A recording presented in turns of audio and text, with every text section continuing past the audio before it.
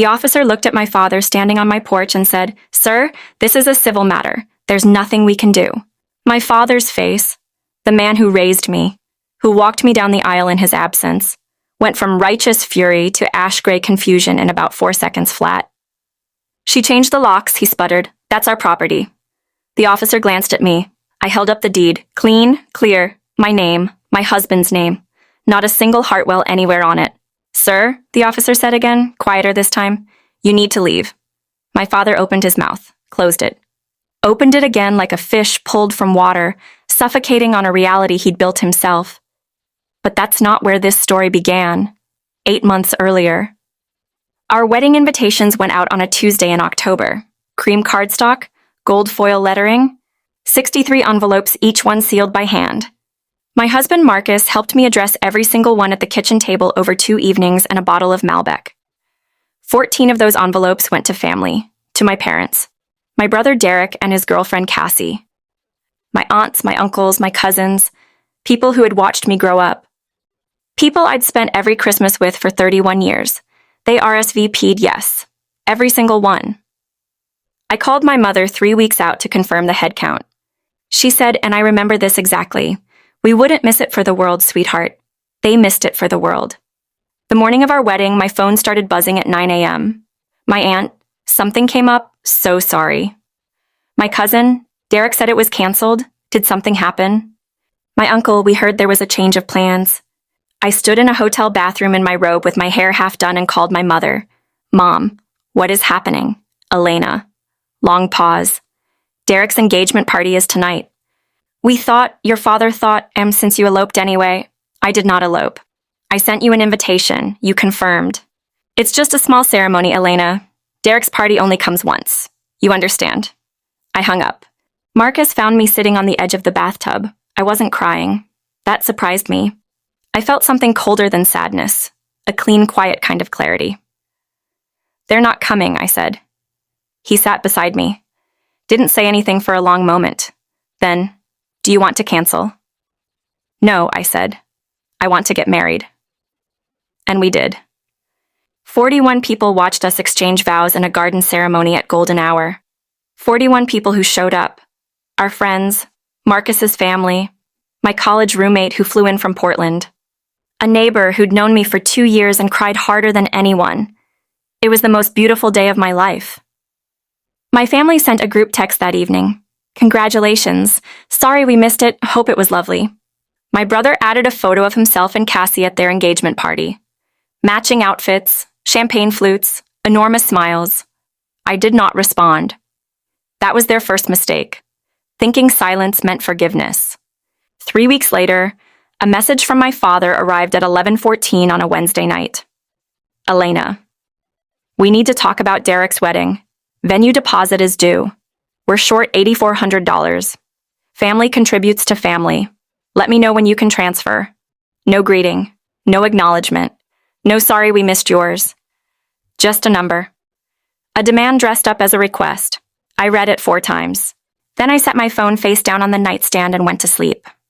In the morning, I picked it up again, reread it. Felt that same cold clarity I'd felt in the hotel bathroom. I opened our banking app, navigated to the transfer screen. Entered my father's account number.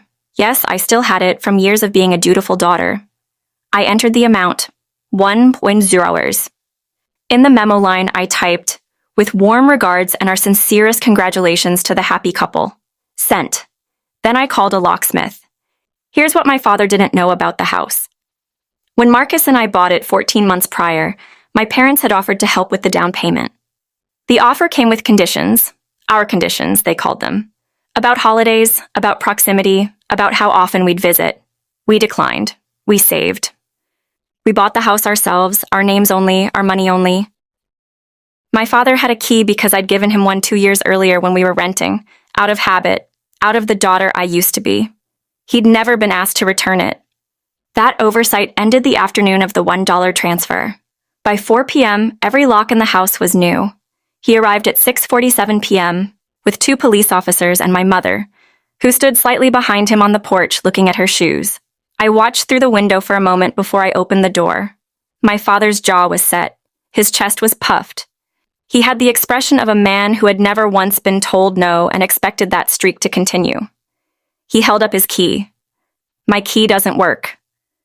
I know, I said. You changed my locks. I changed my locks. On my house.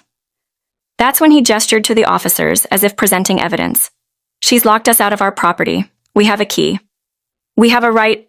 The officer, young, patient, clearly already sensing how this was going, turned to me. Ma'am, is this your residence? I had the deed in my hand. I'd pulled it from the filing cabinet before I opened the door. He looked at it, looked at my father, said the words I already quoted. Sir, this is a civil matter. There's nothing we can do. My mother finally looked up from her shoes. Her eyes were red.